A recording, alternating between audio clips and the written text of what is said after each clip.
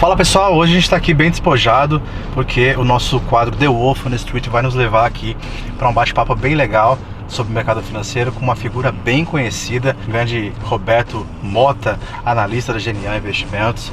Então fica até o final desse vídeo, tem muito conteúdo para você a respeito da nossa macroeconomia que você vai gostar.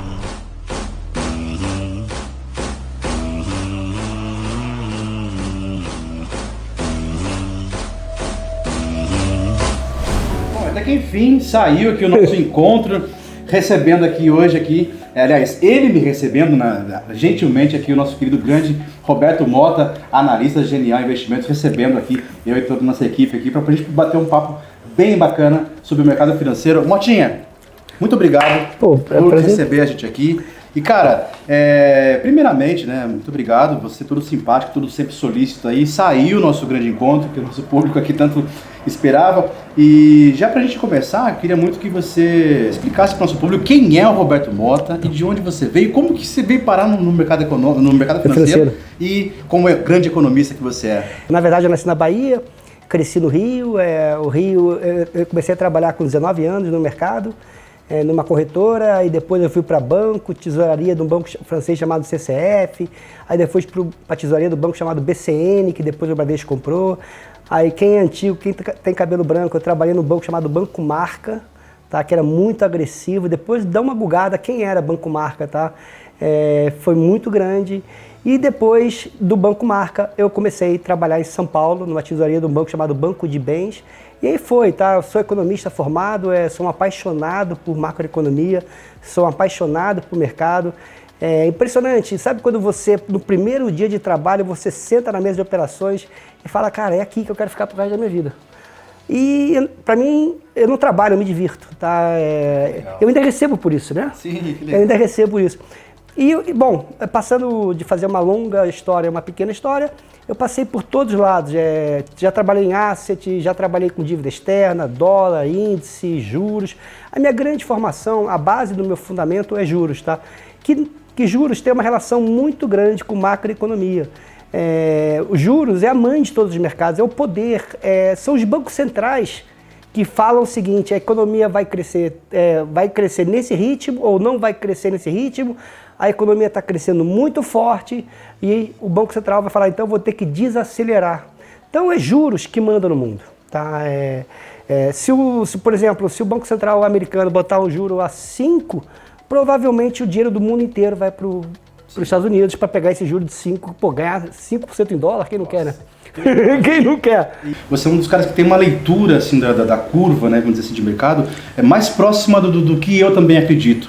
Né? Então você expõe muito bem, você traz uma visão fácil de raciocínio, né, econômico com base na nossa curva de juros. E aproveitando esse ensejo, até pegando já para a gente poder pegar de um paralelo para chegar num tema mais importante da atualidade, que é o nosso Federal Reserve, eu queria muito que você começasse a pontuar para a gente qual é o tamanho da importância do tão famoso e temido Treasury dos Estados Unidos. Bom, vamos pensar o seguinte: qual é a moeda mais importante do mundo? O dólar. Eu pergunto para vocês, se vocês forem trabalhar na Hungria, se vocês forem trabalhar na Romênia, se vocês forem trabalhar na China, você é brasileiro, você fosse fechar com uma empresa, você queria fechar seu contrato recebendo em dólar, ou em yuan, ou na moeda da Hungria, ou eu quero dólar, porque na dúvida eu quero dólar. Então todo mundo, por enquanto, e eu não vislumbro mudar isso, se você optar em receber por qualquer moeda, você vai querer receber dólar. Tá, beleza. Então. E o que torna o dólar mais atrativo? Qual é a remuneração que você tem para ter dólar? Que é o quê? Quanto que o Tesouro Americano paga de juros? Hoje o Tesouro Americano por 10 anos está pagando 3,20%, 3%, por volta de 3%. Bateu 3,5%, 2,5%, vamos arredondar ali perto de 3%. Ou seja, você que tem dólar, você vai ser remunerado pelo Tesouro Americano por 10 anos a dólar mais 3%. O mundo, ele é movido por políticas monetárias. Tá? Uma hora os juros no mundo todo está subindo de forma sincronizada, porque a inflação do mundo está alta, e outra hora o juros está caindo no mundo inteiro porque a inflação começou a cair, está começando a ter um desaquecimento econômico, a recessão está batendo a porta. A gente viu muito isso, ficou muito transparente quando aconteceu a Covid-19. A economia do mundo totalmente estagnou, caiu recessão, todo mundo, as fábricas foram desligadas. O que os bancos centrais fizeram? Botaram juros a zero, a negativo. Para o quê? Para aquecer a economia, é o mínimo que eles podiam fazer. Eu vou dar juros zero.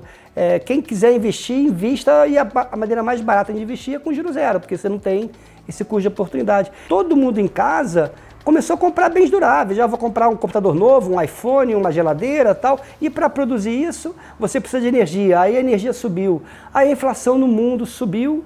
E agora os bancos centrais todos estão subindo juros. Todos estão subindo, tirando China, tirando Japão. Mas tirando esses dois, todos os bancos centrais do mundo estão subindo juros para quê?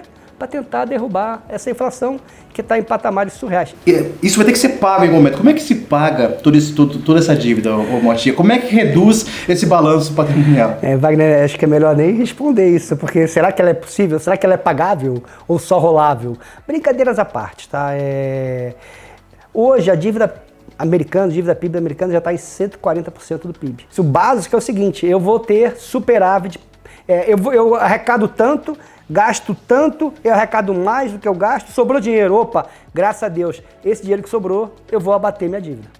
Isso é o mundo ideal. Mas como é que se paga, tá? Vamos ser muito objetivos. Como é que se paga? Gerando superávit primário, que não está no cenário de ninguém, ou no segundo, que é o cenário mais plausível, é com a inflação. Pensa o seguinte, hoje você tem 100 mil e você vai receber 110 daqui a um ano que você comprou um título. É a única informação que você tem. Poxa, se a inflação for 20%, teoricamente teria que estar 120. Dinheiro vale menos. Teria que estar 120, eu só vou receber 110. Quem ganhou esses 10? Quem se deu bem? O governo, que diminuiu a dívida em 10 mil. Porque eu só vou pagar 110 mil por uma coisa que teoricamente eu teria que pagar, se corrigisse pela inflação, 120. O mundo real, tá? As dívidas vão ser roladas, também por falta de alternativa, não tem muito o que fazer. Ou todo mundo vai comprar ouro, todo mundo vai comprar Bitcoin, o que vai se fazer, né? E aceitar que parte dessa dívida vai ser paga com inflação. A nossa referência máxima é os Estados Unidos, que é a maior economia do mundo, a China, né? E agora também, tá num grande foco aí, a zona do euro, né? Porque a gente falou aqui da dívida dos Estados Unidos, mas a dívida da Europa está absurdamente maior do que a da dívida dos Estados Unidos. Quem é que está puxando quem? A Europa está olhando para os Estados Unidos ou os Estados Unidos estão olhando para a Europa? Quem é que está esperando quem ali? Porque está todo mundo mais ou menos igual. Eu acho que cada um está olhando para o seu bolso. Tá? Cada um está olhando para os seus problemas. E o mundo todo estava aguardando o que o presidente do Banco Central americano ia falar. Que é o cara mais importante do mundo, é o cara que tem o timão, é o que vai ditar o ritmo do crescimento global. Ele foi bastante enfático. Ele e vários dirigentes do Fed nos últimos 20 dias vem falando de forma quase monotemática. A inflação nos Estados Unidos está em patamar totalmente inconcebível, na faixa de 8% ao ano, o core na faixa de 6% ao ano, é inconcebível. E mais do que isso, o que ele tem que evitar? Que as pessoas se acostumem com a inflação. Imagine se o americano começar a se acostumar com a inflação. Ela fica enraizada, ela se espalha. Esse é o grande medo que o Banco Central americano tem e ele foi muito taxativo. Eu vou derrubar essa inflação para 2%. Mas, como é que você vai derrubar a inflação de 8 para 2? Vou fazer um parênteses com o emagrecimento. Derrubar a inflação de 8, 7 para 4 e 5 é a mesma coisa que você tem 110 quilos que quer pesar 80. Você vai de 110 para 90, talvez em um mês, 2 meses. Se você fechar a boca e tal. Mas do 90 para 80, o buraco é mais embaixo. Você vai começar a queimar na carne. O que é incoerente? Você tem uma taxa de desemprego nos Estados Unidos de 3,5%, tem 10 milhões de empregos abertos nos Estados Unidos, uma inflação de 8%. As coisas não estão conversando, não estão em equilíbrio, não estão em harmonia. Então, o que o Fed vai fazer? Vai fazer o que for necessário, esse é o recado dele, tá? Para jogar a inflação para 4, depois para 2. E o que explica, por exemplo, esse payroll, esse último payroll que veio aí absurdamente, quase o dobro da expectativa? O que está acontecendo com o mercado de trabalho americano? De onde está vindo essa galera que está trabalhando e por que o salário médio tem caído e ainda temos vagas em aberto? Primeiro, o americano ficou em casa recebendo cheque de $2.000 por pessoa, o americano ficou mais rico. Tá? O americano ele não baixa o nível de consumo dele. Ele consome como não se houvessem amanhã. E com essa reabertura, o mundo estava ávido por serviços. Então, boa parte dessas vagas criadas para o americano de 528, era esperado 325, foi assim, uma coisa assim. Sim. É hospitalidade, serviços, bares, restaurantes, hotéis.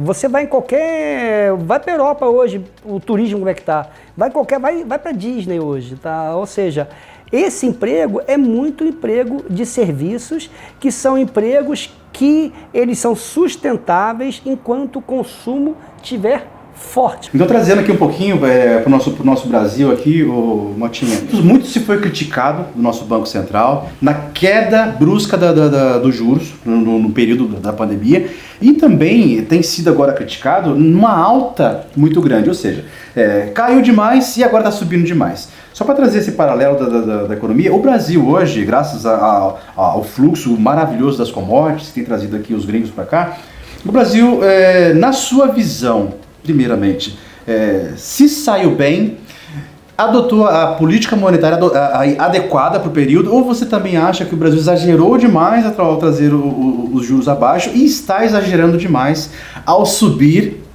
demais os juros? Qual que é a tua visão? Wagner, acho que esse ponto é super importante, tá? E ser engenheiro de obra feita é muito fácil, né? Sim, sim. Vamos ser sinceros. Quando o nosso Banco Central jogou os juros para 2%, o mundo estava discutindo se o PIB brasileiro ia cair 10, 9, tá? Se o PIB do mundo ia cair 6, 7. O mundo todo estava fazendo isso. Aí, quando chegou lá em julho de 2020, as projeções de inflações do mercado eram abaixo de 2%, que era o piso da meta.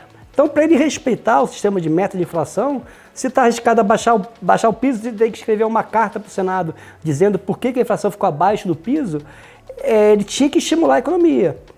Aí ele fez o 2, aí ele veio com esse experimento de forward guidance, falou, vou ficar parado com 2 um tempão.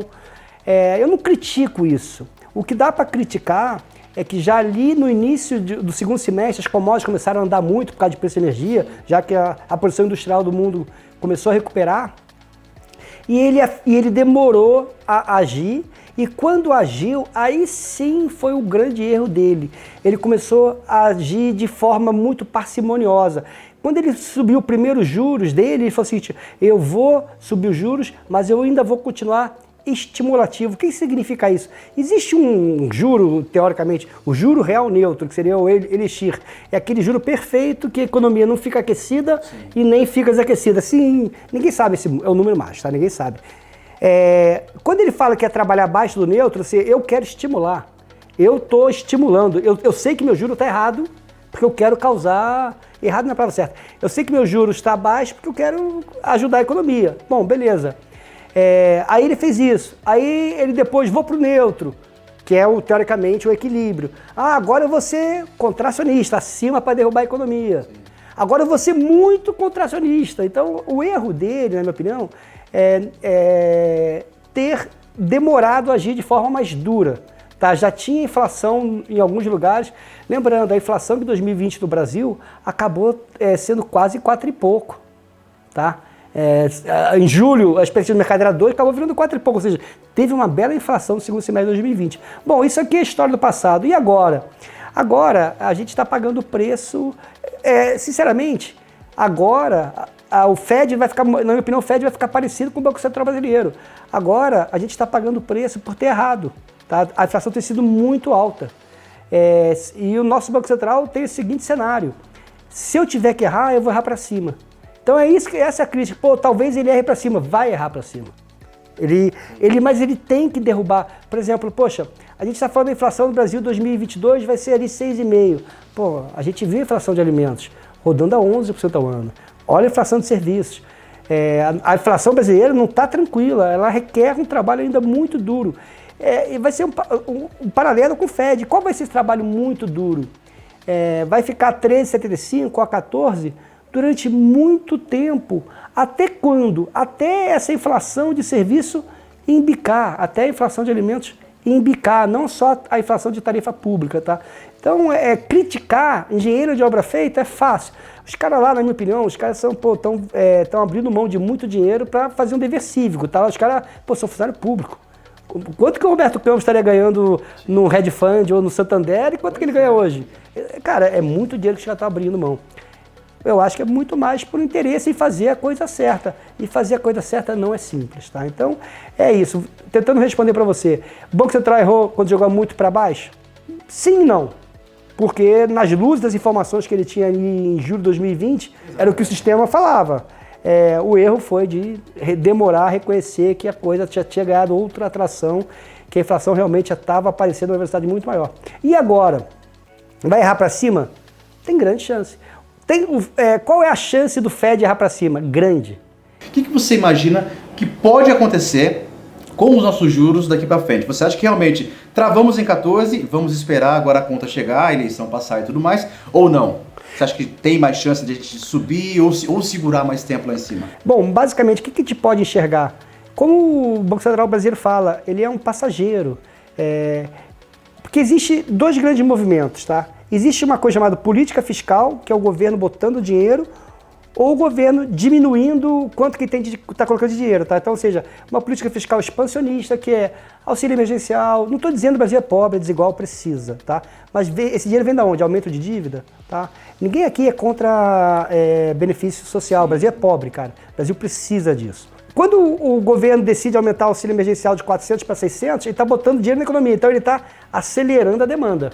As pessoas vão gastar mais, não vão? Isso aí ajuda o quê? A inflação subir ou cair? Aí tem o pobre coitado do Banco Central, que é o passageiro, então tem que apertar o freio. Hoje o Brasil vive um governo federal apertando o acelerador do crescimento econômico via aumento de gasto fiscal e o pobre coitado do Banco Central tendo que pisar no freio cada vez mais forte porque a inflação está 7, 6. Então tá bom, beleza.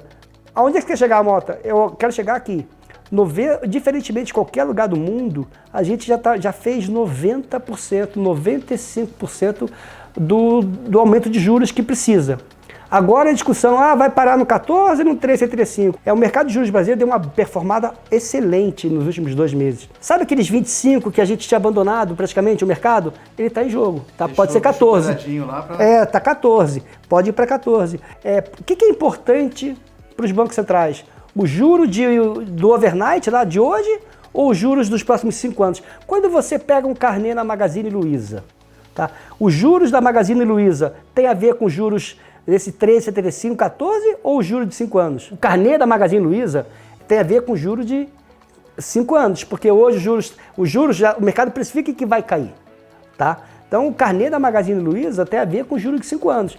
Então se o mercado começar a derrubar os juros longos, tá? Porque o juro curto está muito alto, vai desaquecer a economia, o juro longo tem que cair, porque a inflação vai cair e eu vou cortar os juros. Tá? Se o mercado começar a fazer isso de forma muito agressiva, muito rápida, ele vai estar simplesmente tornando o carnezinho da Magazine Luiza mais barato, o carnezinho do carro. Isso não tem maldade, estou tentando mostrar para vocês que isso é como se fosse outro pé no acelerador. Se o próximo movimento é de corte ou de subida, provavelmente é corte. E se for de subida, é porque o Brasil optou por um modelo econômico muito mais perigoso, que é um modelo econômico que requer mais gastos públicos, aumento de dívida, é a volta da Odebrecht, é um modelo que já foi testado, que talvez não dê certo. Para extremar, o Brasil pode ficar um pouco mais parecido com a Argentina. Aí o próximo passo não é queda, é aumento de juros. Sim. Você imagina que os mercados estão esperando, primeiro, a eleição, é um ponto, e segundo, se esses impostos, esses tributos, o fiscal que foi tirado de agora e jogado no ano que vem, vamos esperar eles voltarem para a gente entender o que vai acontecer com a curva ou não. Está definido e a curva está certa, a gente está mais ou menos alinhado. A partir do primeiro trimestre do ano que vem, a gente já começa a pensar em reduzir os nossos juros ou não. Você acha que a gente vai ficar um tempo ainda estagnado nesses 13,75, entre 14, enfim, vamos pensar assim, até que realmente esse fiscal, essa conta desse fiscal tirado de hoje comece a chegar. Vamos imaginar o seguinte, que não tivesse essa questão de eleição, tá? Vamos imaginar que a eleição fosse daqui a 3 anos. tá? Para não ter uma variável que ninguém sabe o que vai acontecer. Provavelmente os juros ia ficar parado durante muito tempo. O mercado chegou a flertar com queda de juros já no primeiro semestre do ano que vem. Você imagina que sem essas manobras nós conseguiríamos atingir essas duas últimas deflações aí que nós tivemos? Não, na menor chance. Tipo, a deflação foi tarifa pública, foi preço de gasolina, preço de queda de energia elétrica. Isso é fato, isso aí não é indiscutível. Sem essa retirada desses impostos, a inflação do Brasil provavelmente vai fechar perto de 9 em 2022 e vai fechar provavelmente entre 6,5 e 7 depois dessas manobras. A seriedade do país, a credibilidade do país se mede por quanto o tesouro desse país paga para se financiar no longo prazo. O que está fazendo realmente o fluxo estrangeiro se manter aqui nesse período? Mas isso tem um prazo um pouco maior, o Brasil agora é a bola da vez mesmo, ou não? Isso daqui a pouco tende também a voltar à normalidade, os gringos irem embora, levarem o dinheiro daqui. O que você pensa com relação a isso? Fico brincando, né? Que eu andei comprando título público IPCA mais 6,30 e eu me sinto um agiota. Tá? Eu estou emprestando dinheiro para o meu país que eu amo, a inflação mais 6,30. Pô, eu sou um agiota, eu me considero um agiota. O estrangeiro fala assim, pô, esse país paga tudo isso? Próxima pergunta, esse país tem reserva cambial? Se eu quiser vender, recomprar os dólares que eu vendi? Tem 300. Opa, gostei. Aí esse país, como é que é as contas externas? Ele é um país que todo tem déficit grande, sabe? Tipo 4, 5%. O Chile foi para 8%, a Turquia é 7%. É um país que precisa de dólar desesperadamente. Não, as contas externas estão equilibradas. Opa, peraí, deixa eu entender. Tem reserva pra caramba, as contas externas são relativamente equilibradas e o cara me paga tudo isso de juro? Pô, bota o dinheiro aí. É a pimentinha dele, é o que vai dar o alfa na carteira dele, é o que vai dar o diferente. Aí você olha para os países que são 100% importadores de energia, Paquistão, Índia, os caras estão sofrendo. E o Brasil, autossuficiente de energia. E choveu. Então, assim, o mundo todo, o principal problema do mundo hoje é a energia. Brasil, pô, nada de braçada nesse tema. Segurança alimentar. Pô, Brasil, nada de braçada nesse tema. O Brasil tem vários temas que hoje são temas importantes, são debates e super importantes, que é o ponto crítico do mundo, segurança alimentar, custo de energia. E o Brasil está nadando de braçada. E o Brasil é uma democracia barulhenta? Mas é uma democracia. Então, quando você olha assim para o Brasil, o mundo está se discutindo democracia, discutindo isso. Pô, olhando essas três coisas, o Brasil está bem. Em termos relativos, eu acho que o Brasil está se tornando melhor que o resto. Está se tornando melhor porque a gente está melhorando? Não, porque o resto está piorando. A gente sempre sonhou da gente se aproximar dos desenvolvidos. E a gente está se aproximando. Mas por que eles estão vindo pra gente? Se fizer um comparativo, assim, até pra gente colocar aqui os emergentes aqui, quem que você acha que tá um pouquinho melhor? Eu sempre faço comparativo com a própria Colômbia. Ah, cara, eu acho que teus seguidores vão ficar putos comigo. México. Ah, sim, o México. E por que o México? Não, tipo assim, o México é função dos Estados Unidos. Mas só que o México, para mim, foi uma surpresa tão agradável no sentido, até para quebrar esse dogma, esquerda, direita, que eu acho essa polarização tão ruim para qualquer ser humano. Por exemplo, quem é o presidente do México? O AMLO, que era o antigo Lula deles, que tentou 4 vezes, 5 vezes, é de esquerda, é um cara com discurso duro, de esquerda e tal. Simplesmente, ele é um cara de esquerda, mas pão duro. Sim. Quando veio a pandemia, que o Brasil gastou mais de 10% do PIB para apoiar, dar check-in para todo mundo, o México gastou 3%. É um cara pão duro. As contas públicas do México estão ajustadas. O melhor fundamento dos mercados emergentes, eu acho que é o México. Na verdade seria até a Rússia, mas a Rússia é ininvestível, né? Eu acho o México. Mas é de esquerda. Cara, pra mim, esquerda, direita... Não importa, o que importa é populista ou não? Você é sério com o seu dinheiro? Você é sério com as suas contas públicas? Se você fosse hoje escolher, né? Você tem que escolher um, tá? Se você fosse escolher hoje, você preferia ser o presidente de qual banco central? Você preferia estar na pele da Christine Lagarde? Você preferia estar na pele do Jerome Powell? Ou você gostaria de estar aqui, quietinho aqui, seguindo aqui a política do nosso Roberto Campos Neto? Wagner, eu hoje, no situação atual, do Roberto Campos Neto, porque eu já fiz 90% do trabalho sujo. Tá? O Fed está começando a fazer. A Europa está numa situação que Nem sei se ela vai ter margem de manobra de fazer. A chance da Europa conviver com uma inflação acima de 10% com recessão é enorme. Eu vou te dar uns temas, a gente vai fazer uma rapidinha aqui e você responde o que você acha, sua perspectiva para o tema que eu colocar aqui, tá? Obviamente que se você não quiser responder, como eu falei, a gente Relaxa, tá tamo junto. Treasury de 10 anos. Putz, 10 anos, cara, eu acho que vai para 4. Qual o prazo? Ao longo do primeiro semestre ano que vem. Selic do Brasil. Onde vai parar? Eu acho que indiferente, 3,5, 14. E eu acho que ano que vem, a partir do segundo semestre, a gente pode cair ali, fechar ali, quem sabe 12. Agora, o Bitcoin hoje. Bitcoin, eu não entendo absolutamente nada. Recessão. Na Europa, com certeza. Nos Estados Unidos, muito provável. No Brasil, não. Qual o prazo que você imagina que a China comece a organizar a casa com relação ao setor imobiliário? Pô, Wagner, acho que não tem noção e o problema lá é muito sério. Argentina e Venezuela. A Venezuela é o pior de todos, é o fim do mundo. Fluxo estrangeiro.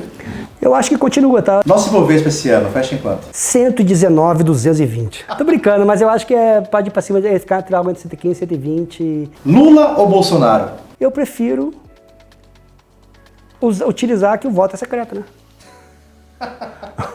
Boa.